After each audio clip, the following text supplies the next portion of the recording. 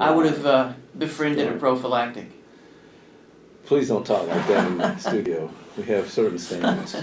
We have, well, now that there could be like all sorts of cursing and you could, right there, no, Listen, this is not Columbus State. You can say saying. what you want to, all right? You can say whatever, you could work blue. I'm going to try to get this Well, up I saw there. that there was some excerpts from the thing he sent me, and it's with Jeff, right? Yeah, Jeff, yeah. So I'm not Jeff used to noticing him without, he always wears a suit when didn't he always wear a suit? Like It's the first time anybody's seen him without I was like, he's not wearing a suit, is that guy? Yeah.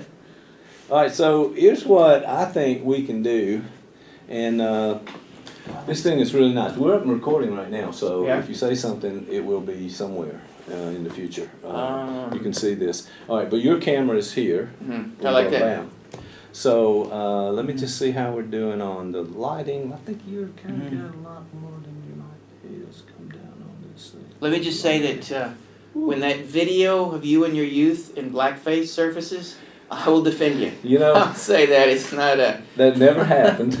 Okay. It's not that wasn't blackface. I was just ill. Whatever I had to say.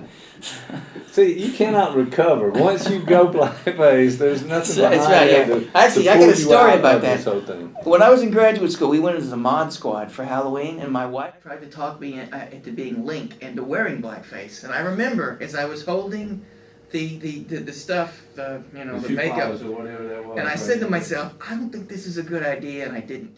You know what I'm saying? That was. I was thinking. something in you said, This is not what I should do. This is. I mean, I was wearing a fake afro, so there was already a little something there. But All I'm right, so like, here's what we're going to do with these mics. Now, Uh-huh. let me give you. So you need to manipulate that mic. Mike. Yeah. So grab it, pull it towards you. If you start to lean back, pull the mic back to you. Okay, so you want to be able to. Yeah, You want to be on mic at all like times. that, you know. So that's pretty On good. mic. You are on mic, and I want to make sure that we have audio, so let me just double check a couple of things here and start that process. So we're off and running. So we avoided that topic that you just brought up a moment ago. I was saying, And I'm so glad we're not having any of that being aired. I think the first podcast should be blackface or not blackface. Oh, come on. We'll You get some know- hits. I mean, some little hits. Part of this is this podcast is probably one of the most dangerous podcasts out there. I'm pretty sure that's a fact, and I'm the one who's in danger. So Then we say, is it okay to pick on transgender kids? okay. And then, and then pro and con, and we'll sort of divide up and debate that. All right. Hi, everybody. Welcome to Got Therapy. You know, the Got Therapy podcast has been going on for so long, and We used to have a video, so technically it was a vidcast. that's exactly what it Podcast. was. But we're changing the past as we speak. So Changing the past, that's called après-coup in Freudian. That there's a Freudian concept for changing the past. And it's sounds like a time. après-coup, yeah, and it's very interesting. All right, so yeah, all right, put that on the list of things to get back Talk to about- because I think those are kind of interesting topics. Now, at some point, you're moving the headphones over there. We'll probably wear some headphones I like that. when we do it. So we want to measure that Something audio. that cover my face. I've been told I have have a face for not radio. I have a face for I don't know. A helmet. I thought of maybe a reversed helmet in some That's way it, too. yeah. So that we can figure out how to not shock the people who may have a chance to watch this. All right, well, thanks for being here, man. How are you? What's going on in your world? Dr. Dan Rose, ladies Well, and gentlemen. what's good? It's good. It's I've spent a lot of time straightening my beard. Okay. Well, Go for I remember, I don't know how many minutes out of every podcast we had to devote to your beard. yes, it's an important thing. And the thing that you put on it, which I've never really That's understood. right. I use Where a was diamond oil. It's a beard cream. Actually, you mentioned the beard thing because Yeah. my son's been having some medical issues, and Oh, it's already here. one of these things is he's been having lots of stomach aches. So we went to go visit Dr. Ali. Very nice guy, by the way. I don't know if Okay. anybody, Dr. Ali. He's a good guy. All right, sounds But good. he noticed that my son is 12, and he said, well, he really hasn't started hitting puberty yet. Right. Okay. And I thought to myself, I hit puberty late, And so this I mean, it beard. was about last week sometime. Last- wasn't it? last, Something actually. like that, but I don't know. Such thing as emotional puberty, I'm never going to get there. And when my son Okay. was born 12 years ago, I could not grow a beard. I tried. It was a sort of a mangy kind of thing. Okay. Okay. And then one day, like about 6 years into it, I just sort of sat down and went, and then suddenly, poof, Wow. it's like, So you had to strain like just that. strain, and then, That reminds me of other things, because I don't know It does. why you would necessarily equate your straining with Oh, I had to really- popping out. I had to focus, poof, and it just sort of happened. All right, Yeah. I don't know where to go in the next step in that story right there. But There really is nowhere. Your Just beard, your beard is almost another person on this It is. podcast. If my beard could talk. If your beard could talk. That is wrong in so many ways. It is. All right, so Smells like a so fish how, skin, too. how's your son? I mean, he's okay. Well, we're not really sure. He's been diagnosed with some heart stuff. We're trying to figure out what that is, and we're doing some testing. So at this point, I think I always think he's just faking. Right. But apparently Right. the echogram and the MRI Okay, and you got 6 or some 7 data there. doctors seem to still holding out for the fact that this kid is doing this to test me. Well, it's all, somehow it turns around to be all about you, but It is. I hope he's going to be okay. I'm sure. Well, I told him if he doesn't straighten up, I'm going to beat this out of him. I said, this Well. arrhythmia, I think I can, I'll show you. Okay. The parenting courses, they're not working out so well. Actually, I think we talked about this in an earlier podcast, and I think that the one element that I've used to a great deal in being able to raise my son is shame. I think that Okay. it's called, I'm going to write a book, Shame-Based Parenting. Shame-based parenting. It's- That one's been used throughout the centuries. Well, As a matter of fact, I don't think you have to write the book. I think everybody knows that one already. Maybe the how not to. have perfected it, I am, it's, Well, I hope everything works out for the best for your son, and but you, on the other hand, are still working at Columbus State well, University. someone would argue whether what I do is actually working. No one's actually. I connected. show up and the taxpayers are actually paying my paycheck. There is no evidence whatsoever to that actually occurring. Right, all I know is taxpayer money is flowing toward me in a way that probably at some point someone's going to notice. All right, so I don't know what to make of that, but we're happy to have you here today. So, Can I drink? Is this okay? Yeah, Okay, sure, it's sure, good. that's fine. And yeah, that's right. We're no longer at the university. We've done a lot of podcasting and video casting. About 4 years, I think. A bunch of it, yeah, Yeah. even more in some cases. So, Yeah. but now we're in a private studio, so It's nice. we're putting some things together. It's good to have you back in here. And, Got Therapy's been a show where we have really Talked about all things mental health, and those kind of things are always of interest. And how people respond to others and what goes on in their lives. Yeah. And, that's what we want And I- to look at. So I'm sure that you, no doubt, if you can get that ADHD under control, have found a topic or two for us I to talk can't. about. today. Well, here's what I think we should talk about. Now, there is a concept out there called FOMO. okay, And that's been done. And FOMO is a fear of missing out. Folks are literally there's a compulsion, almost an addiction. Fear of missing out. Right. FOMO. Okay, I got it. And so we notice as we become increasingly more wired and interconnected, you are far more aware of things that you're not doing. Social media, especially Facebook, can generate a feeling called FOMO. So the minute, and this has happened to me, I think I told this story once. When I was younger, I said I always wanted to buy a house, and I wanted to have a pool that I could sit next to the pool and read a book. I don't Okay. like swimming in the pool. Water makes me nervous. right. But I want to just sit next to the pool. And so Okay. there I now have that house. It's got a pool. I'm sitting there and I'm reading. Okay. But Dream come true. Well, you would think so. But then I turn on my phone. One of them. I got one of them smartphones. You got one of the smartphones? I saw your phone. Is that you have to flip it and there's a crank? Mine has a cord and it's. But so I turn this thing on. I look at it. I turn on the Facebooks. You got one of those Facebooks? Yeah, I've seen it. Okay, so I got on the Facebooks, and the minute you do that, you realize that there are people doing cooler things than you. I got this friend named Ian who it was like in Sweden or something, and there's a picture of him there cavorting with naked Swedish people, and I'm like, I'm like on a fjord. That's right, yeah. Don't talk dirty. Sure. So for that brief moment, I am sucked away from the very dream that I've worked hard to attain, and suddenly I'm feeling envy. I'm feeling I'm missing something, and this is a chronic condition. In this age of being wired and interconnectedness and social media, it is pervasive. We are hounded by this feeling of we could be doing something else, and now we're missing something. It does seem To me, that this is pervasive, and that all of us have it, and all of a sudden we have it, whereas we didn't have it back some time ago. Is this about social media? Is this about that internet? There's and I can't think. I think that there's he's the physicist. What's his name?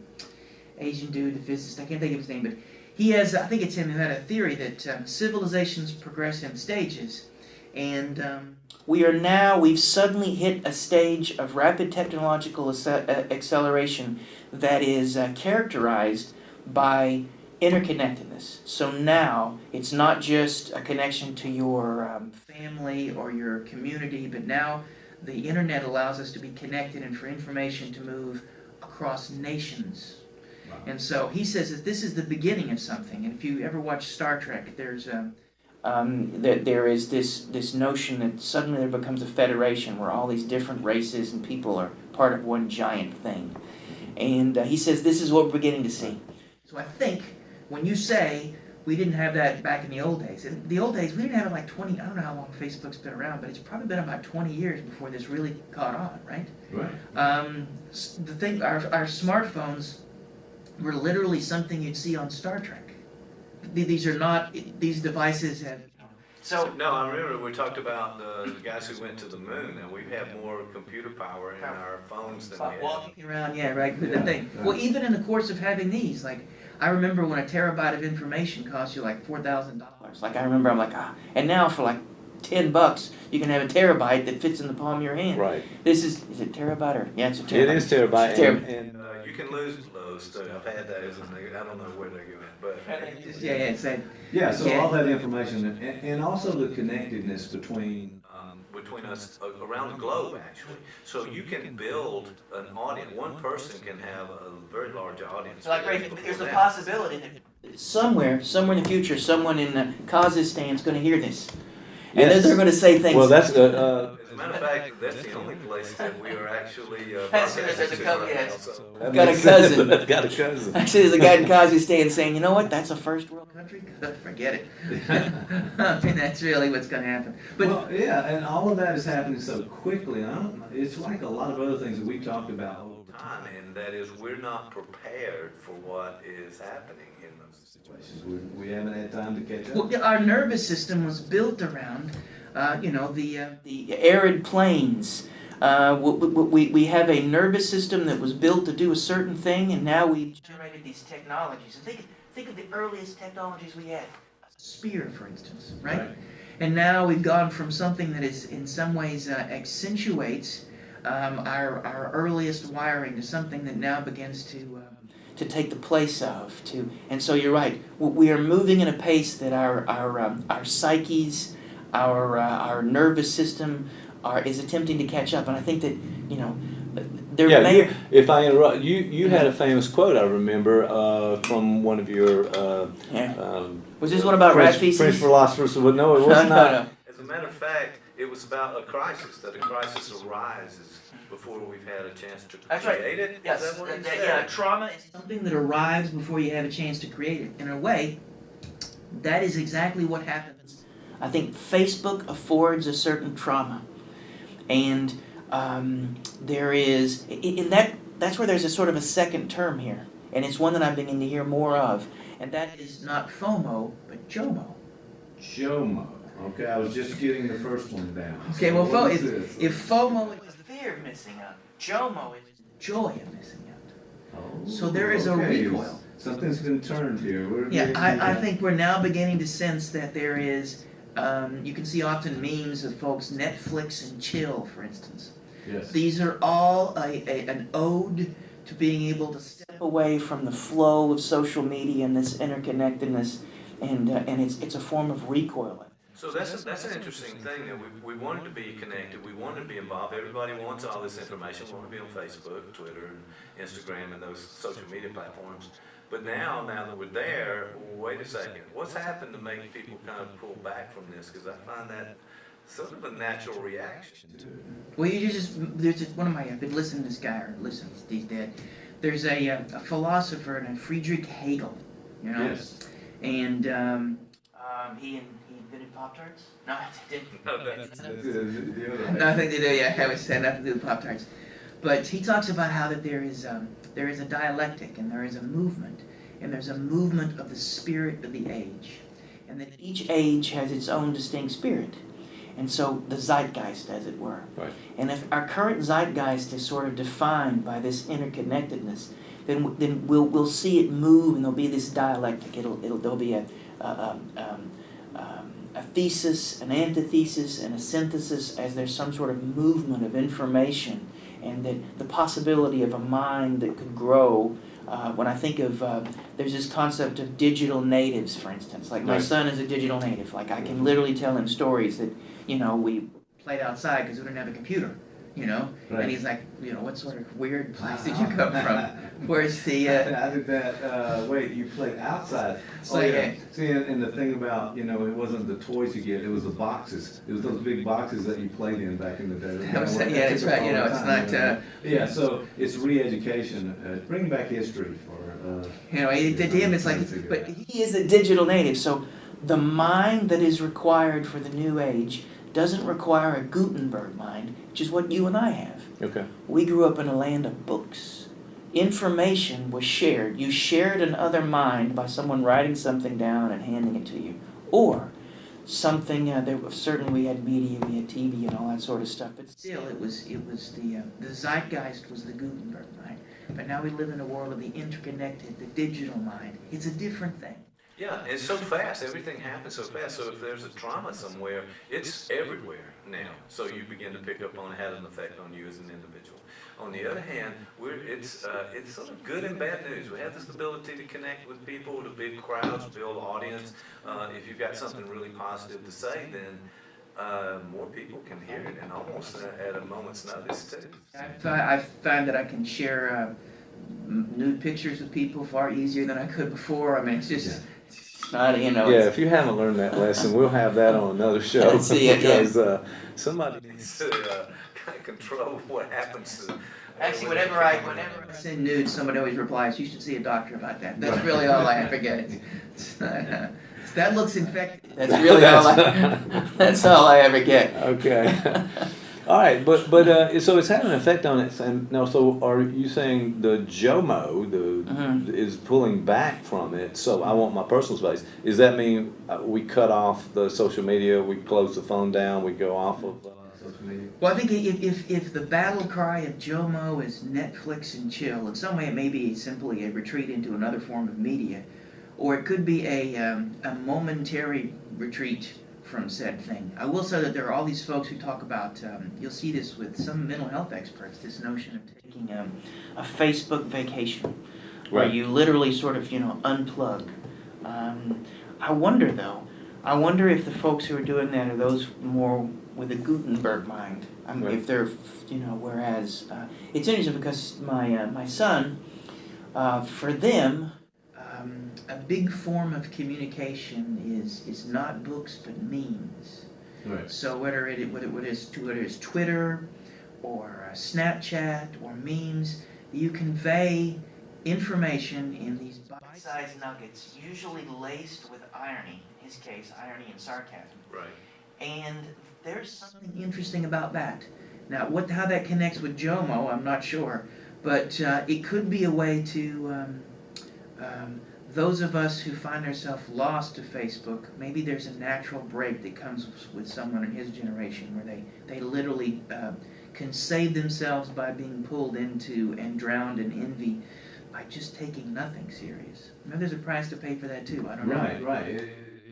There may well be. I was thinking of Nicholas Carr's book on the shallows, where the internet has sort of changed our brain to some extent. It's his thesis, the idea that we're all, instead of reading the full book, reading the entire article, we skim it, we get little pieces of that. Then it comes down to something on Facebook, then it comes down to Instagram, then Twitter, and it's under 40 characters, and everything seems to be a soundbite now. I'm not sure where that's taking us. Well, it's funny because I don't know if it's Carr said that, but those who are sort of proponents of this sort of movement would say, well, why not? Because we now, you now have at your fingertips all this information. Why hold on to it? Right. Why, if the spear was a wonderful invention, one of our earliest technology, why would you go back to having to kill something with your hands? Absolutely. It's really interesting too, because I think part of this thesis is really what about the values? I mean, we've had this whole phenomenon of fake news, as we all kind of know about that now. And what is the truth? How do you disseminate what is actually true with the things that we see? Is that fake? They have this deep fake thing now where they can take your video. They may take this video of you right now. Yes. As we're looking and put somebody else's face on it, or make you say something. And use your words, and your voice to say something completely different than you actually have said. So I guess the bigger point is that how do we know? How do we get this critical thinking up to That deep fake thing, I've been watching nothing but adult videos where everybody's face is Steve Buscemi's. It's deep fake. Okay, I'm gonna let sometimes with this stuff, you've seen this over the years, but we just we let it settle down, and the dust comes down. And we go on to something different. But, Just saying that'll do things deep. But the point being that there is. It's getting harder to tell, and who's influencing who, and is it the right thing, and what are about values, what's the right thing? Recently, and this is in the last few days or week, Facebook and those folks, Twitter and so forth, have been taking people down because of hate speech and language and those kinds of things. I just wonder what you think about That as well in this scenario. Well, it's interesting because there's this wonderful, I saw this on the Facebook, someone posted a beam and it's a picture of two guys and they're standing across from a number, and it's a big number written in the sand, and one of them says it's a 9, the other says it's a 6. Oh. And then it says down below, it says, you really need to think about other people's perspective because, you want to know where they're coming from and all this sort of stuff. Right. And then, that sounds innocuous, it really does. However, whoever wrote that in the sand meant it to be a 6 or a 9. It literally can't be both, it has to be one of those things. Right. And so if you suddenly generate a space where all narratives are equally considered and all truths are necessarily important, I've often heard in New Age worldview that everyone has to find their own truth. Well, then it isn't a truth. A truth on some level has to be universal. And so the worry, I think, is when you say these sorts of things is that we could lose the possibility of any sort of narrative to bind at all. And the only narrative that you might come up with is one that's laced in irony. So it's a distancing. Like when I hear my son talk about things, it's a way of avoiding the possibility of any sort of emotional or spiritual investment, and so that you can hover above everything in this sort of meta-narrative that's an ironic tone. So when I think that's a potential problem. Well, it's there's a lot going on with this information age we're in and misinformation age as well.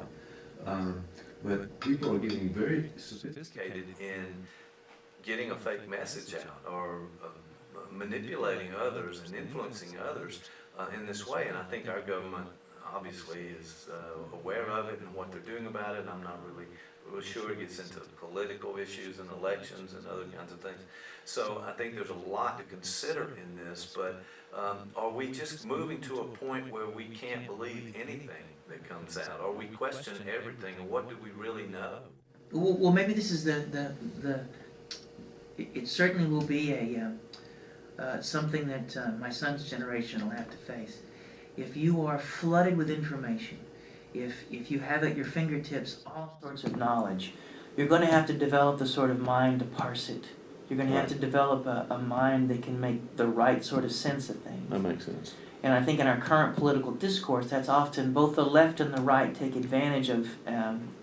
They can generate a narrative that isn't focused necessarily on a solution. A good, wonderful example right now are some of the controversy over some of the abortion bills that are being floated, and in our state of Georgia and Alabama especially, and there is such a disconnect between both sides of this issue. And if the goal were, for both sides, for instance, that we were to decrease the number of abortions, if that were a goal, then both might agree on it, and then we would set toward being able to, how do we do this? Right. And if the concession, well, we have to make abortion safe and legal so that we can't do away with this, but let's then do this. And you have the possibility of being able to generate the possibility for some sort of change or movement. And I think in a lot of political discourse, there isn't anything like that. It's simply a matter of who shouts loudest. It's a zero-sum game. And I hadn't heard the word tribalism used in the way it's being used these days. So it's just one of those automatic things. And so what it becomes now is, which group are you in? And it almost seems to me like we're not really thinking, should we be in this group? What are the consequences of being in this group? Yeah. And let's just say that by accident I joined ISIS. Now, it's taken me a while to, because I didn't realize it's a little like those. Out of all the things I've heard, that for some reason it sends a chill up. It's a little like, when you were a kid and you joined one of those record club things and they keep sending you records. Yeah. And you can never get out of. That's what it's like joining ISIS. Gym membership. That's right. Yes. Once you join, it's really hard to get you them to stop. They keep sending me brochures, But I'm not sure I was going with that. But just I'm no longer. First of all, I'm thinking of a brochure from ISIS. That's, Okay, say that was a lovely setting for a beheading. I'm gonna say I really like. So you're coming up with a jingle. That's right. ISIS Fine. Okay, but what were we talking about again? It was beheadings. No, it was.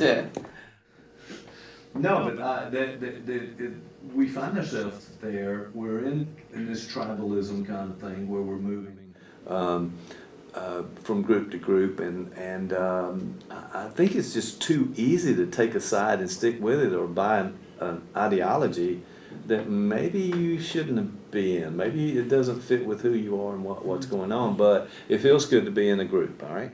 Well, when you mentioned that, because I was sort of joking about the ISIS thing, because who am I kidding? They wouldn't let me join. I wouldn't want to be a I member know of for any a group. fact that you would fail the admissions. Any group that would accept me is really not a group I want to be a part of. I've heard But, that. the idea, like, there were like there were thousands of folks who were American citizens who joined ISIS. Right. And part of what ISIS, they offer you a certainty. They offer you a clear narrative, and in a way, it's not. It's an answer to FOMO, and fundamentalism and tribalism can be a reflexive answer to FOMO, and it's an answer we've been giving for most of our history, I imagine. But right now, it may seem even more pertinent. And there are variants of ISIS. I think that our political tribalisms are a variant to that. There's a famous quote by the philosopher Slavoj Žižek, who I like to quote a lot. Yeah. Nothing here on the show different than the other times. Žižek. Right. Well, Žižek would say that, you'll notice that there's never been an Amish terrorist. Just don't do it. Okay, I don't have. I'm thinking I'm going through my. And you may say, well, that's because, what are they going to run over you with a horse cart? Horse and buggy, right. But no. The point would be is that true fundamentalism is a certainty that, if nothing else, it just makes you feel sorry for the other guy. There's no So what tribalism, some of our political tribalisms, ISIS, all these sorts of things offer a symptomatic, and I mean symptom in a mental health sort of way, a way to answer the FOMO. And it is not a real answer. Right. No more than developing a heroin addiction is an answer to the fundamental ontological concerns you may have. Right. But the Amish or the Dalai Lama, or you could think of all sorts of religious organizations where they're not blowing things up because their narrative is such that it doesn't, it affords on some level an answer that is both comforting, real, and has utility, and it keeps them from having to, there's no reason to blow anyone up. Right, right. So it's buying into this ideology, religious or otherwise ideology. I'm kind of curious about the FOMO stuff because you were saying that's a fear of missing out. But isn't this about anxiety of not being a part of a group or some level of anxiety for the person? And would that lead to treatment for Well, that? you can think of two levels of anxiety. There's ontic and ontological anxiety. Okay, you're going to have to run those. Okay, lines. so an ontic is like the sort of thing like if you have a fear of, if a dog bit you when you were 3 and now you have a fear of dogs. Yeah. So ontic anxiety is much more a reflection of your own developmental experience, your everyday experience. So we can develop. I used to fly all the time, and then when I flew here to interview for this job at CSU, there was a really bad storm, and ever since then I've been a little nervous of flying. So that is an ontic anxiety, you know? Okay. It's like, Okay. you know, I have a story about, you know, how I'm afraid of nudity, but that's a different thing. We'll save that for a different. But ontological anxiety is much more. It is much more existential. It is a basic element of the human condition, and that is the very anxiety of existing. Death is an ontological anxiety. Yes, so where does that fit with the FOMO? I mean, all I'm doing is I'm online. And there I see something, your example of you seeing your friend having a much better time than Right. you, and there you are in perfect circumstances by the pool. By the reading pool, book. I I'm mean, not wearing pants. I mean, this literally is everything I hoped and dreamed. I don't know about the pants. Put the pants back on. I swear. Going But- with that. But yeah. but it I have a interferes fence. with. Nobody can see me. So is it some mechanism that we have to be aware of so that we're not losing every time we see someone else doing something more fun or Well, and this could be the mental health takeaway from this. This could be, if we need to have a bit of self-help to this, some way to think about this is that if we think about those two levels of anxiety, in some ways, they really coincide. What may be happening when I'm sitting there at the pool is our nervous systems attempt to be able to generate what's called the euthymic window. And we try to be able to maintain a certain level of balance where you're not feeling too much or too little. And so you're trying, based on your genetic loading and your developmental history, our euthymic windows can be both, in context, they can be broader and narrow. So folks who are, quote, happy may have a broader euthymic window. Okay. But even as I'm sitting there by the pool, I'm having to navigate and mediate hunger, the need for elimination, all sorts of biological processes that directly and indirectly affect my psyche. And so we are always attempting to be able to maintain our equilibrium within that euthymic window. So even as I'm sitting there, the reason I picked the phone up may have been an attempt at some sort of balancing. Okay. Right?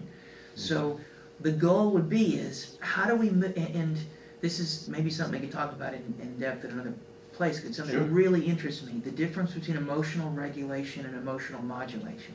Wow. Okay. Emotional regulation, heroin, cutting, restricting food intake, those are all forms of emotional regulation. They regulate emotion. A healthy response is modulation. So what if, while I'm sitting there at the pool, I attempt to regulate by grabbing my phone and going on Facebook? I'm distracting myself from both my internal and my external surround in such a way that I'm not necessarily directly dealing with the things that I could deal with in the most healthy way.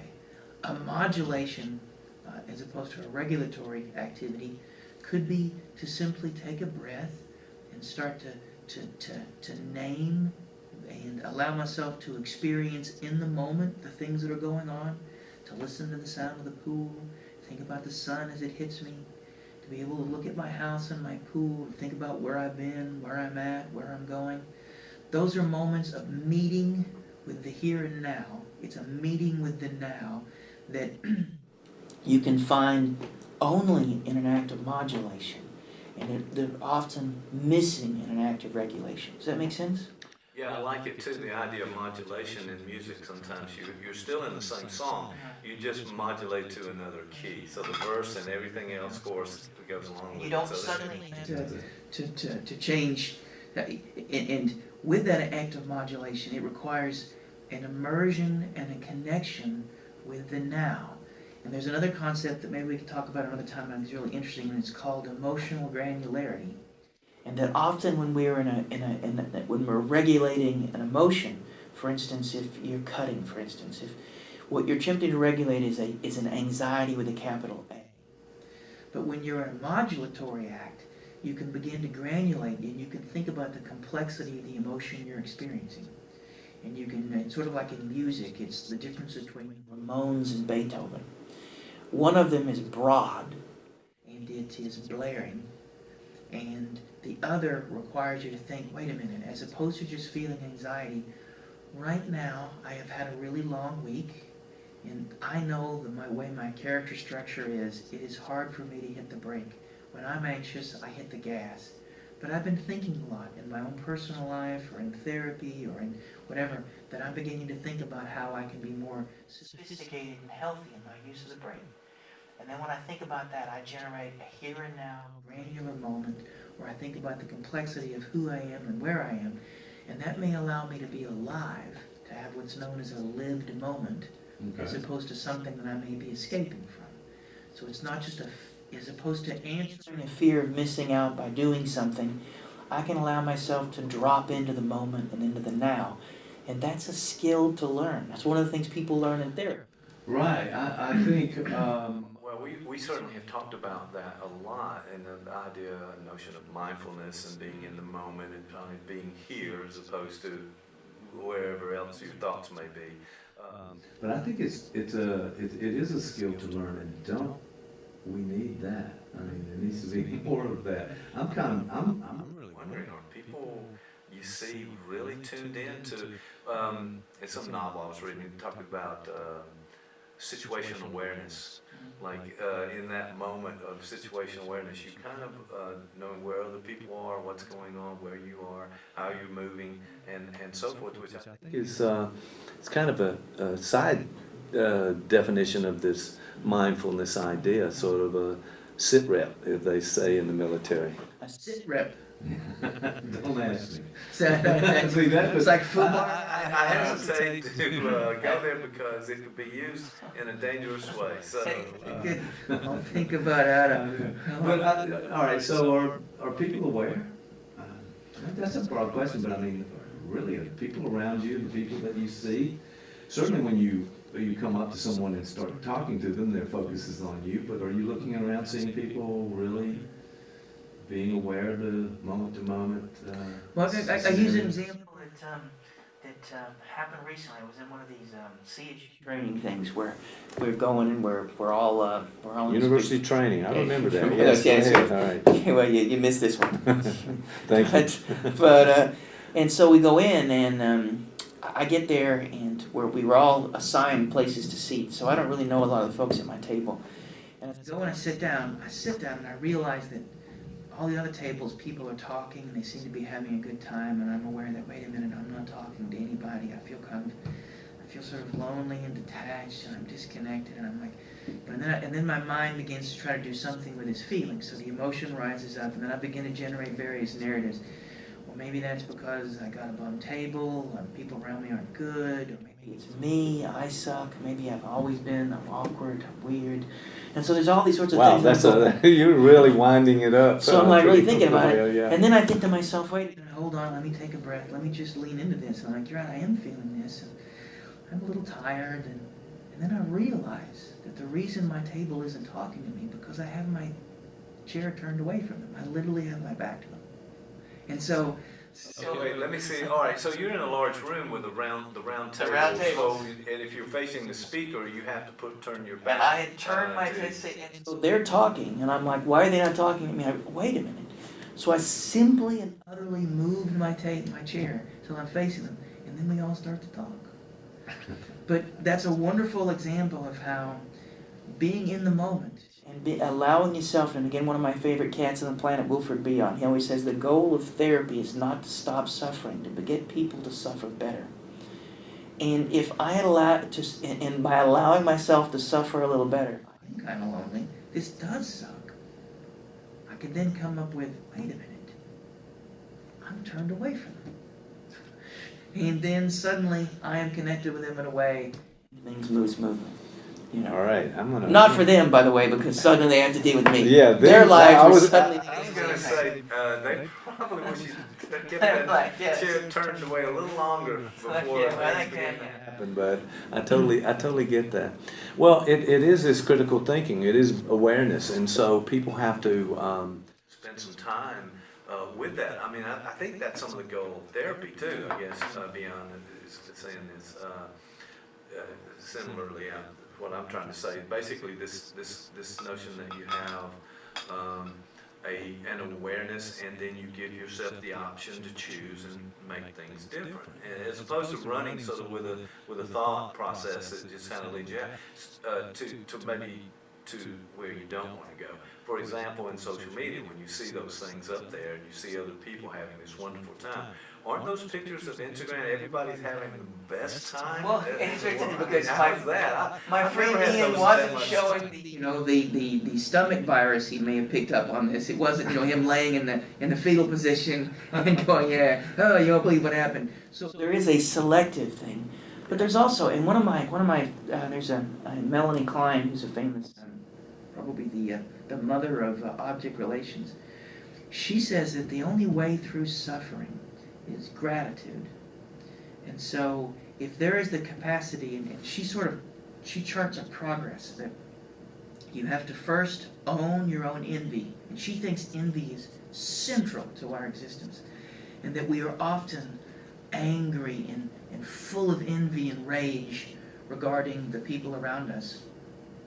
And that if we can own that, if we can name it, then we have the possibility of being first, being kind enough to ourselves to forgive ourselves for having such emotion. Right. And then we have the possibility of then being able to lean into others. And then I could literally say to my friend, Ian, it's really cool that he's able to do these things. I know growing up with him, he always talked to me about how he wanted to travel. And for him, this was really important. And just like I always wanted a pool to sit by, now he gets to travel. Isn't it wonderful that both of us have been able to move forward in life and do these things?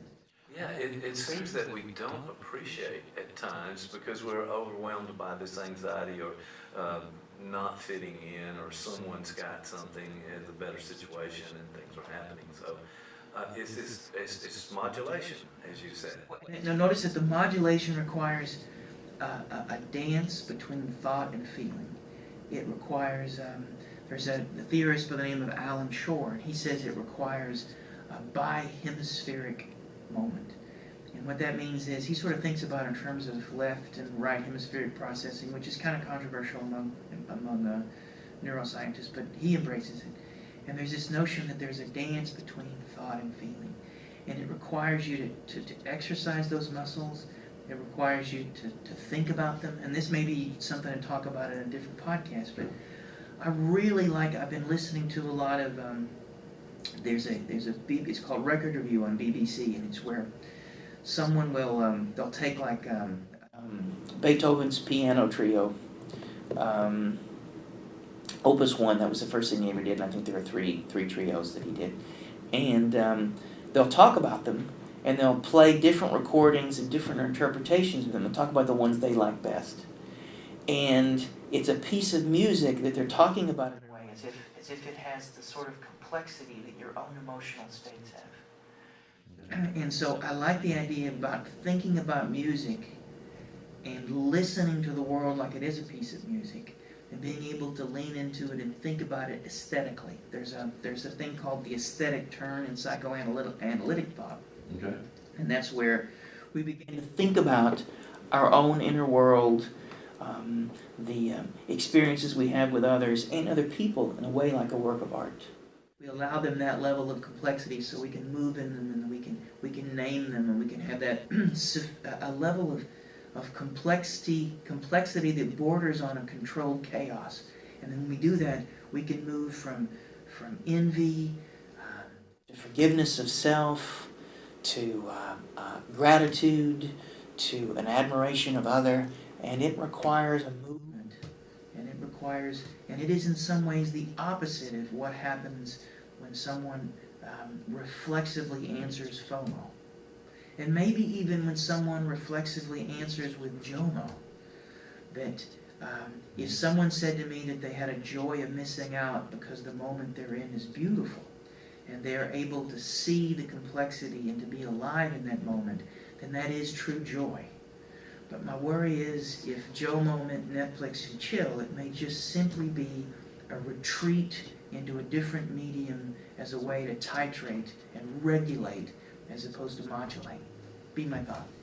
No, I think you've got a good point there, and I'm not sure where this comes from. In some way, the anxiety of not fitting in or missing out on something, and is that part of some I don't know, sort of narcissistic trend toward that we have to be.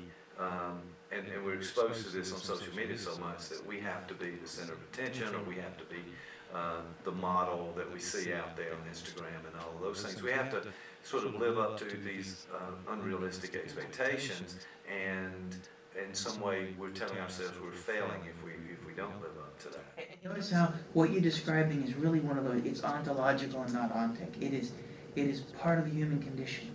All of us have that euthymic window that we move back and forth from. And it is not a flat line. You know, Freud's famous statement, the only anxiety-free state is death. And when you were a cadaver, you have neither FOMO nor JOMO. You've got, like, I don't know, oh no. I don't know what you got. What do you got? Well, we just introduced a new term, And and that's fine. It's absolutely fine. But your one of the ways to define if there's such a thing as mental health is the capacity for being able to answer that in a way that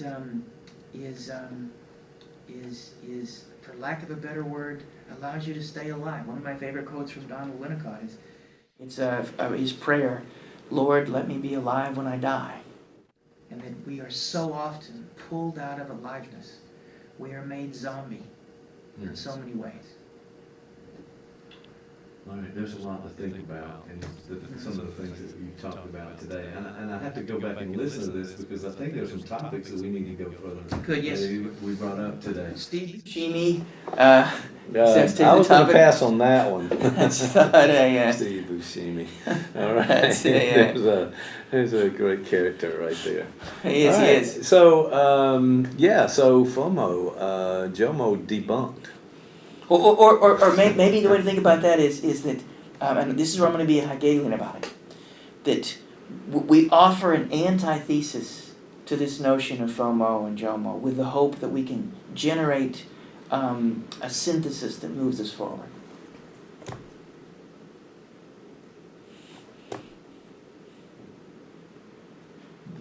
Not sure why, but I think we might have been